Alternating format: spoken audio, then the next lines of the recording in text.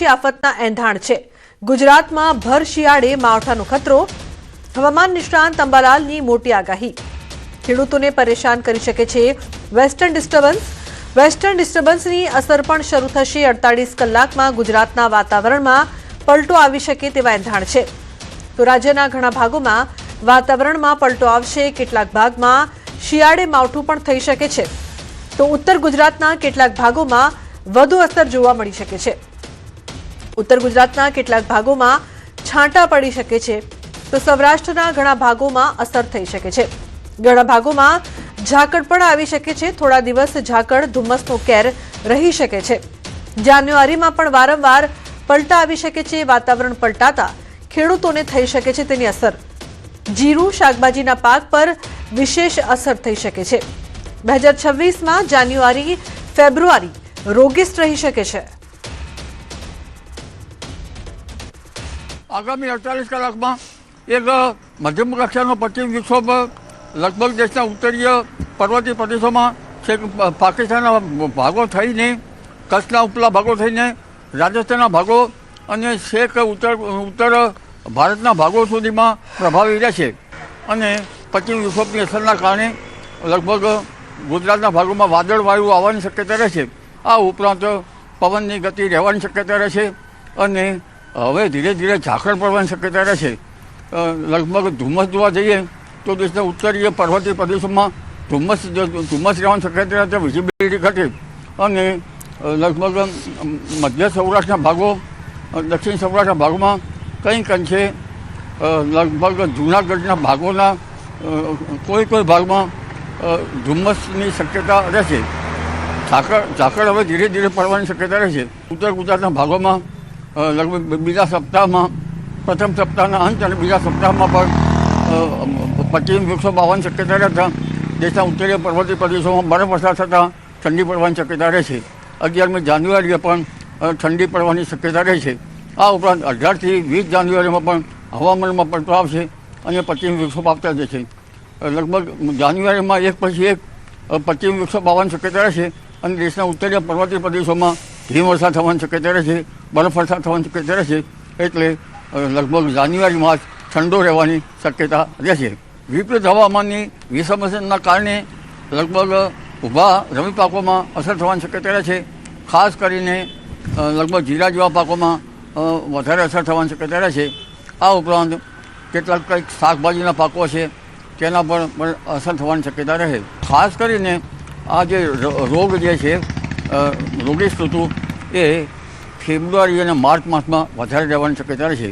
આથી આબાલવૃદ્ધ સૌ લોકોએ આ વખતે ફેબ્રુઆરી માર્ચમાં પોતાના તનની કાળજી રાખે એ રહેશે।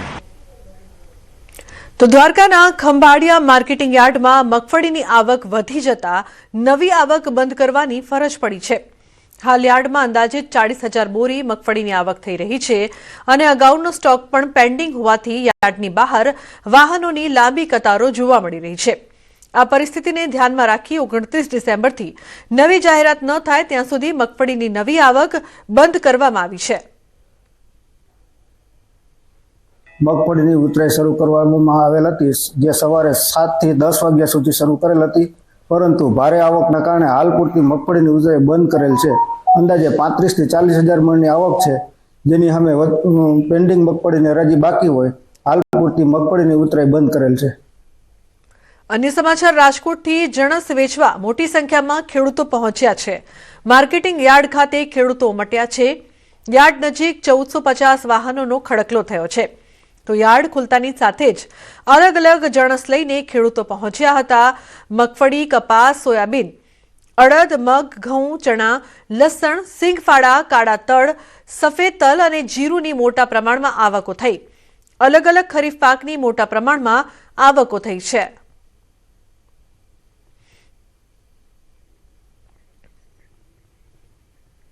અને મહત્વપૂર્ણ સમાચારની જો વાત કરીએ તો સુપ્રીમ કોર્ટના અરવલ્લી ગિરિમાળાના આપેલા ચુકાદા મામલે સ્ટે આપતા જિલ્લાના પર્યાવરણ પ્રેમીઓ અને રાજકીય પક્ષોએ નિર્ણય આવકાર્યો છે અને કહ્યું કે શ્રદ્ધા અને આસ્થાનું પ્રતીક અરવલ્લીની ગિરિમાળાની સુરક્ષા જરૂરી।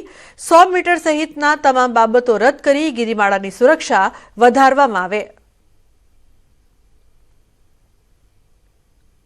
એટલે એક અર્થમાં લોકોનો અવાજ, લોકોની પ્રતિક્રિયાને નામદાર સુપ્રીમ કોર્ટે ગણનામાં લીધી છે, નોટિસમાં લીધી છે. એ ગુજરાત માટે, રાજસ્થાન માટે અને સૌ પર્યાવરણ પ્રેમીઓ માટે આ ક્રાંતિનો વિષય છે.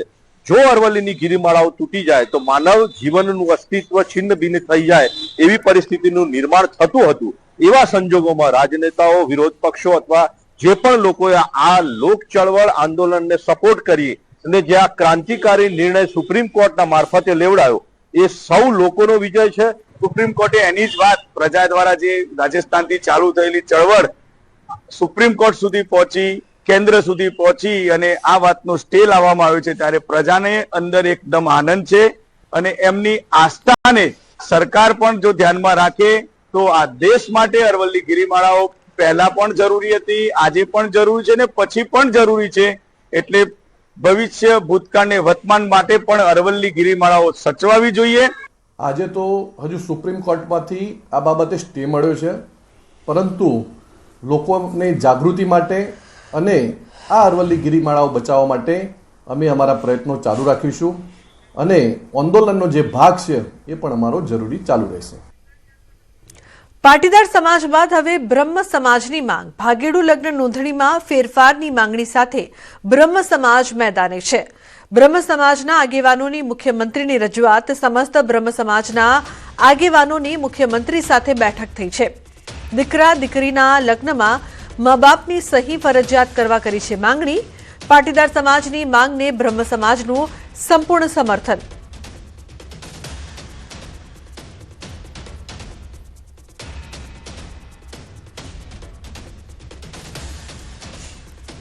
મા બાપની સંમતિ અથવા મા બાપની સહી ભાગેડુ લગ્નની બાબતમાં ફરજિયાત હોવી જોઈએ એવા કાયદો અમલમાં આવે એની પણ અમે એક માગણી કરી છે.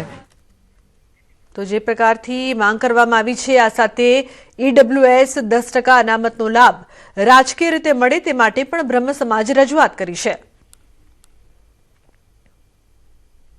ઈડબ્લ્યુએસમાં જે રીતે શૈક્ષણિક અને રોજગાર અને આર્થિક રીતે જેનો લાભ મળે છે એને પંચાયત સુધી જે રાજકીય રીતે પણ એનો ઈડબ્લ્યુએસના 10% લાભ મળે એવી પણ અમે રજૂઆત કરી છે.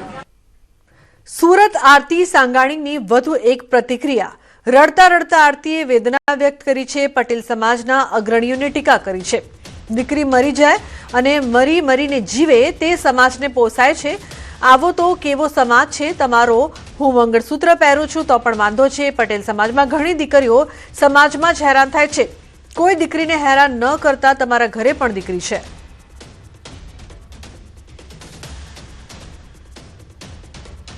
લાગે છે કે મારામાંથી જોઈને તમારી દીકરી શું શીખશે. તમને એવું જ લાગે છે ને? તો તમે તમારી દીકરીને ઘરમાં પૂરી દો. કારણ કે એવો તો કેવો સમાજ છે આપણો કે જ્યાં દીકરી પોતાની આઝાદીથી પોતાનો જીવનસાથી પણ પસંદ નથી કરી શકતી. કદાચ દીકરી મરી જાય એ તમને લોકોને પોસાય છે, દીકરી મરીને જીવે પોસાય છે, પણ દીકરી ખુશ ના હોવી જોઈએ. આજે હું ખુશ છું તો આખી દુનિયાથી નથી જોવાતું. સોશિયલ મીડિયા પર એક કામ મળી ગયું એવું લાગે છે મને તમને કે આરતી સાંગાણી વિશે જ વાત થવી જોઈએ. તમારા ઘરે પણ દીકરી છે ને તમારા જીવનમાં દીકરીઓ આવશે પણ. આ વાત ભૂલવી નહીં. સ્વતંત્રતા આપ્યા પછી જે દીકરીઓ વિશ્વાસઘાત કરતી હોય છે ત્યારે ચોક્કસ સમાજના અગ્રણી તરીકે ચિંતા થાય છે અને વિડીયો જ્યારે વાયરલ થાય છે, કોઈ પોસ્ટ જ્યારે સોશિયલ મીડિયાની અંદર આવે છે ત્યારે ચોક્કસ દુઃખ થાય છે કે લોકોને, યુવાન યુવતીને શું આની અંદરથી પ્રેરણા મળશે. અને યુવાન યુવતી હંમેશા તેમના જીવન માટે એ સ્વતંત્રતા હોય છે, પણ એ સ્વતંત્રતા સમાજને કંઈક ને કંઈક નુકસાન કરતી હોય છે, પરંપરાઓને નુકસાન કરતી હોય છે.